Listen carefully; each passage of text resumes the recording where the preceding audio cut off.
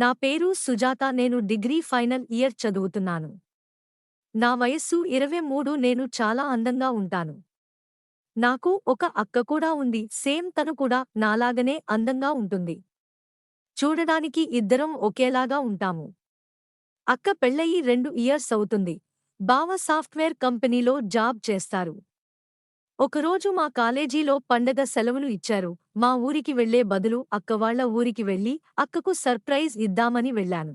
నేను అక్కవాళ్ల ఇంటికి వెళ్లి డోర్ నొక్ చేశాను. అప్పుడు అక్క వచ్చి తలుపు తీసి ఒక్కసారిగా నన్ను చూసి షాకయింది. ఏంటి నువ్విక్కడ అన్నట్లు సంతోషంగా నన్ను కౌగిలించుకుంది. రా అని నన్ను లోపలికి తీసుకుని వెళ్ళింది. అలా నేను అక్క చాలాసేపు మాట్లాడుకున్నాము. అక్క బావ ఎక్కడ అని అడిగితే ఈరోజు వీకెండ్ కదా బావ వాళ్ళ ఫ్రెండ్స్తో బయటకు వెళ్లారు. రాడానికి టైం పడుతుంది అని చెప్పింది. నువ్వు వెళ్ళి ఫ్రెష్ అప్ అయ్యి రా ఇద్దరం కలిసి భోంచేద్దాం అని చెప్పి అక్క తన నైటీ తెచ్చి నాకిచ్చింది. సరే అని నేను బాత్రూంలోకి వెళ్లి స్నానం చేసి అక్క నైటీ వేసుకున్నాను. నేను వచ్చేసరికి అక్క డైనింగ్ టేబుల్ పైన డిన్నర్ రెడీ చేసి కూర్చుంది. ఇద్దరం కలిసి భోజనం చేశాము. అక్క తన గదిలో నన్ను పడుకోమని చెప్పింది. బావ తను పక్క గదిలో పడుకుంటామని నన్ను వాళ్ళ బెడ్ పై పడుకోమని చెప్పింది. నేను పర్లేదు అక్క నేనే పక్క గదిలో పడుకుంటా అని చెప్పాను. వద్దు, అక్కడ దోమలు ఎక్కువగా ఉంటాయి, నువ్వు హాయిగా బెడ్ పై పడుకో, మేము పక్క గదిలో పడుకుంటాం అని చెప్పింది.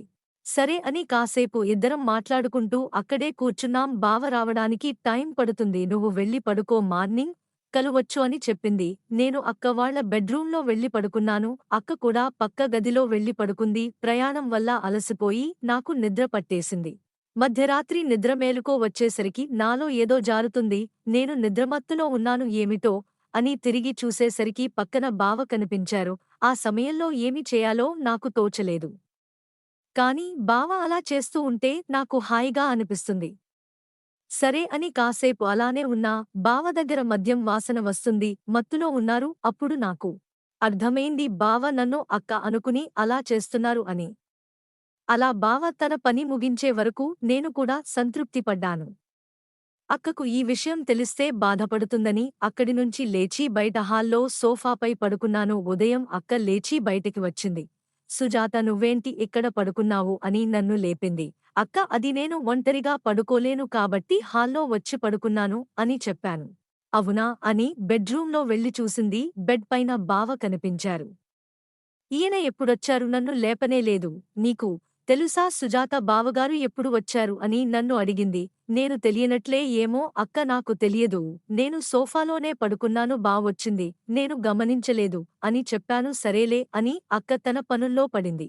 కాసేపటికి బావ లేచి బెడ్రూం నుంచి బయటకు వచ్చారు. నన్ను చూసి సుజాత, నువ్వు ఎప్పుడు వచ్చావు అని అడిగారు.